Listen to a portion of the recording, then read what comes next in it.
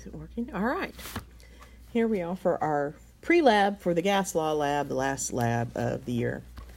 In this lab, we'll be taking magnesium, reacting it with hydrochloric acid, and producing hydrogen gas. Our beginning question is, so I'm consistent, what is the mass of the magnesium used in the lab to produce hydrogen gas? All right. The first thing you need to do is write the chemical equation. Magnesium plus hydrochloric acid will produce magnesium chloride and hydrogen gas. And we need 2 hydrochloric acids for that to balance. Our procedure. First, you're going to get a piece of magnesium ribbon and a piece of copper wire. And you're basically going to wrap that wire around that magnesium ribbon and make a little cage for it. Okay. Step 2, we're going to fill a 1-liter beaker with tap water. And within 1 inch. Okay. Step 3, up at the front at the fume hood, you'll be getting some hydrochloric acid to put into your eudiometer. That's the name of the big tube. Okay, you're going to put about 10 milliliters of the acid into the eudiometer.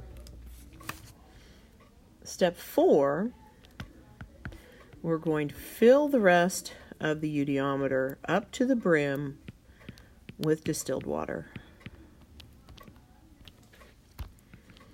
Step 5, you're going to put your magnesium, thread it through a stopper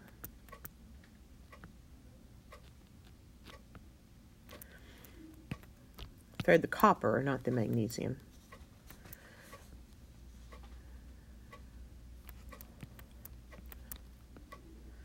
And then you're going to lower that into the top of the eudiometer.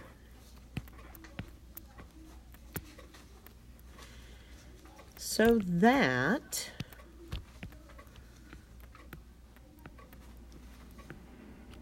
the stopper fits inside the eudiometer. And you will probably have a few drops of water that escape. You may want to hold your thumb over the top to keep the wire from the magnesium from slipping all the way through. Or you can just hook the wire over the edge.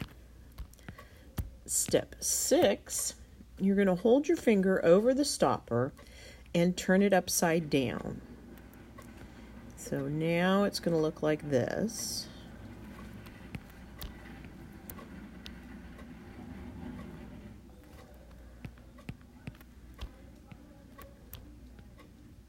Oh, it wouldn't come out, it would just be in there.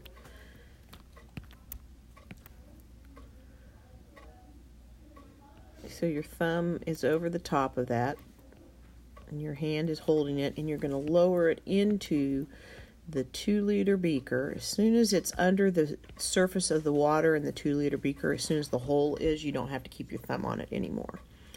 But you're going to lower that into the 2-liter beaker so that it eventually ends up like this. And you can use a clamp to secure it to a ring stand. After the bubbles are done, you may want to tap it gently, and then you will move the eudiometer up and down until the water level of the 2-liter beaker is equal to the water level in the eudiometer. And then you'll read your volume. And that is that.